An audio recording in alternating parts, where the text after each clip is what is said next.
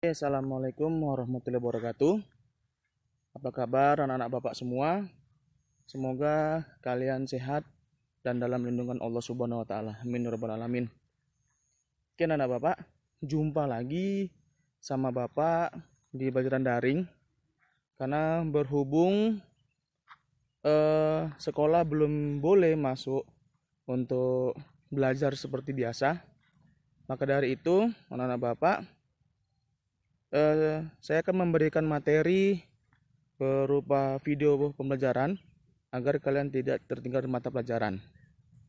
Nah, untuk itu, Bapak silakan simak dan tonton video sampai habis agar kalian mengerti dan paham tentang materi yang akan saya berikan. Apa itu materinya? Berikut videonya. Pernahkah Anda memikirkan mengenai bagaimana bisa mendapatkan email atau informasi lain dari sudut mana saja di dunia dalam sekejap? Hal ini bisa terjadi oleh karena jaringan kabel yang diletakkan di bawah tanah dan di bawah laut. Kabel yang membawa sebagian besar data dunia ini adalah kabel serat optik. Kabel-kabel ini juga digunakan dalam peralatan medis. Mari kita pelajari cara kerja kabel serat optik dan bagaimana cara kabel ini merevolusi dunia di sekitar kita. Kabel serat optik terdiri dari ribuan helai serat dan untai serat tunggal setipis rambut manusia. Serat optik membawa informasi dalam bentuk cahaya. Pertama-tama, mari kita pelajari beberapa perilaku dasar cahaya untuk memahami cara kerja serat optik. Kecepatan cahaya berubah ketika melewati media dan perubahan kecepatan ini dinyatakan oleh indeks bias. Variasi dalam kecepatan cahaya ini mengarah pada fenomena menarik lainnya, yaitu pembiasan. Untuk memahami apa itu pembiasan, mari kita lakukan eksperimen yang menarik. Dalam percobaan ini, cahaya melewati sebuah prisma. Terlihat pada antarmuka cahaya bengkok, bukan lurus. Fenomena ini dikenal sebagai refraksi atau pembiasan. Pembiasan terjadi ketika cahaya melewati media dengan satu indeks bias ke satu indeks bias lainnya. Cahaya berbelok ke arah antarmuka saat beralih dari media indeks bias tinggi ke satu indeks bias rendah. Pembiasan adalah alasan mengapa pensil terlihat bengkok di dalam segelas air. Teknik pembiasan sederhana ini efektif digunakan dalam serat optik. Sekarang, mari kita buat eksperimen ini sebagai hipotesis. Kita bisa meningkatkan indeks bias gelas secara real-time dengan menggunakan dopan. Ketika kita meningkatkan indeks bias, cahaya akan semakin banyak berbelok menuju permukaan. Setelah beberapa saat, Anda bisa melihat cahaya akan melewati permukaan kaca. Jika kita meningkatkan indeks bias lebih jauh, cahaya akan tiba-tiba kembali ke media pertama sebagai refleksi murni. Ini disebut pemantulan internal total. Pemantulan internal total mungkin terjadi jika kita meningkatkan sudut datang daripada meningkatkan indeks bias. Dalam hal ini, pada sudut tertentu akan disebut dengan sudut kritis. Cahaya akan kembali ke media pertama. Fenomena pemantulan internal total ini digunakan dalam kabel serat optik untuk mengirimkan cahaya. Bentuk paling sederhana dari kabel serat optik ditunjukkan di sini. Kaca silinder dengan indeks bias tinggi. Jika laser mengenai antarmuka pada sudut yang lebih besar dari sudut kritis, pemantulan internal total akan terjadi dan cahaya akan mencapai ujung lainnya. Ini berarti bahwa cahaya dapat terkurung dalam serat optik dalam jarak yang jauh. Tidak peduli seberapa kompleks bentuk seratnya.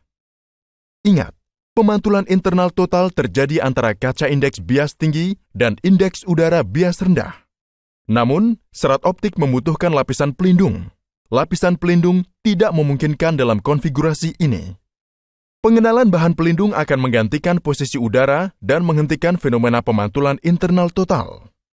Cara mudah untuk mengatasi masalah ini adalah dengan memperkenalkan kaca indeks bias rendah di atas kaca inti, yang dikenal sebagai cladding. Dengan cara ini, pemantulan internal total akan terjadi dan kita akan dapat menggunakan lapisan pelindung. Baik inti dan cladding menggunakan silika sebagai bahan dasarnya. Perbedaan dalam indeks bias dapat dicapai dengan menambahkan berbagai jenis dopan. Serat optik yang baru saja kita bentuk tidak akan mampu membawa sinyal lebih dari 100 km. Ini disebabkan berbagai lesapan yang terjadi pada kabel. Hilangnya kekuatan sinyal ini umumnya disebut pelemahan. Penyerapan dan hamburan adalah alasan utama pelemahan sinyal. Inilah sebabnya mengapa Anda melihat adanya penguat pada kabel setelah jarak tertentu. Penguat ini meningkatkan kekuatan sinyal dan memungkinkan sinyal untuk dikirim dalam jarak jauh. Daya yang diperlukan untuk penguat ini diambil dari sumber terdekat. Sekarang, kembali ke topik utama. Bagaimana serat optik mengirimkan informasi seperti panggilan telepon atau sinyal internet? Informasi apapun dapat direpresentasikan dalam bentuk 0 dan 1. Bayangkan, Anda ingin mengirim pesan teks halo melalui ponsel Anda. Pertama, kata ini akan dikonversi menjadi kode biner setara N sebagai urutan 0 dan 1. Setelah konversi, ponsel Anda akan mentransmisikan 0 dan 1 ini dalam bentuk gelombang elektromagnetik. 1 ditransmisikan sebagai gelombang frekuensi tinggi dan 0 sebagai gelombang frekuensi rendah. Menara sel lokal menerima gelombang elektromagnetik ini. Di menara akan dihasilkan gelombang cahaya jika gelombang elektromagnetiknya berfrekuensi tinggi. Sekarang, gelombang cahaya ini dapat dengan mudah ditransmisikan melalui kabel serat optik. Gelombang cahaya yang membawa informasi harus melalui jaringan kabel yang rumit untuk mencapai tujuannya. Untuk tujuan ini, seluruh dunia ditutupi dengan kabel serat optik. Kabel ini diletakkan di bawah tanah dan di bawah laut. Terutama penyedia layanan seluler yang memelihara kabel di bawah tanah ini. AT&T, Orange, dan Verizon adalah beberapa pemain global yang memiliki dan memelihara jaringan kabel bawah laut. Tampilan potongan melintang kabel bawah laut diperlihatkan di sini. Anda dapat melihat bahwa hanya sebagian kecil kabel yang digunakan untuk melindungi serat optik.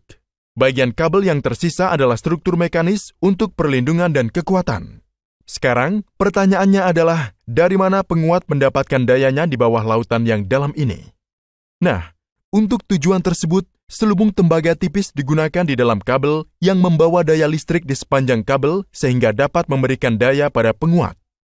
Seluruh pembahasan ini mengacu pada bahwa jika kabel serat optik tidak mencapai bagian dunia tertentu, maka bagian dunia tersebut akan terisolasi dari internet atau komunikasi seluler. Jika kita membandingkan kabel serat optik dengan kabel tembaga tradisional, kabel serat optik lebih unggul dalam hampir segala hal. Kabel serat optik memberikan bandwidth yang lebih besar dan mengirimkan data pada kecepatan yang jauh lebih tinggi daripada kabel tembaga. Ini karena kecepatan cahaya selalu lebih besar daripada kecepatan elektron. Aliran elektron dalam kabel tembaga menghasilkan medan magnet bahkan di luar kabel yang dapat menyebabkan interferensi elektromagnetik. Di sisi lain, cahaya yang bergerak melalui kabel optik selalu terkurung dalam serat sehingga kemungkinan interaksi dengan sinyal eksternal tidak ada. Satu lagi fitur menarik tentang kabel serat optik adalah bahwa setiap sinyal cahaya yang masuk dari samping memiliki peluang yang minim untuk masuk di sepanjang kabel. Dengan demikian, kabel serat optik memberikan keamanan data yang tinggi. Anda mungkin kagum setelah mengetahui bahwa serat optik pertama kali digunakan dalam endoskopi, bahkan sebelum digunakan dalam bidang telekomunikasi. Dalam telekomunikasi, gelombang digital ditransfer melalui kabel serat optik. Namun, pada kabel endoskopi, sinyal visual dalam bentuk analog ditransmisikan ke ujung lainnya. Kami meminta dukungan Anda di patreon.com untuk membantu melanjutkan layanan pendidikan kami. Dan terima kasih telah menonton video ini. Oke, setelah kalian tonton video sampai habis dan kalian simak videonya, saya harap kalian mengerti dan paham tentang materi yang saya berikan. Nah, jangan lupa ikutin terus video-videonya, juga materi-materinya sama guru-guru lain juga. Dan apabila ada tugas, tolong segera direspon dan dikerjakan agar menjadi nilai tambah untuk kalian yang sudah mengumpul. Dan saya ucapkan terima kasih bagi yang sudah merespon dan mengumpul tugasnya. Nah, tetap jaga kesehatan kalian. Saya nggak pernah bosan-bosan untuk bilang kalian berdoa agar kita bisa masuk dan praktek dan belajar juga seperti biasa di sekolah. Nah, terima kasih saya ucapkan, dan apabila ada yang kurang paham dan mengerti dari video yang saya berikan, bisa Dari saya atau chat saya baik dari di Classroom maupun di WhatsApp, karena kita udah tidak menggunakan lagi Sikupas. Oke, terima kasih anak bapak saya ucapkan. Assalamualaikum warahmatullahi wabarakatuh.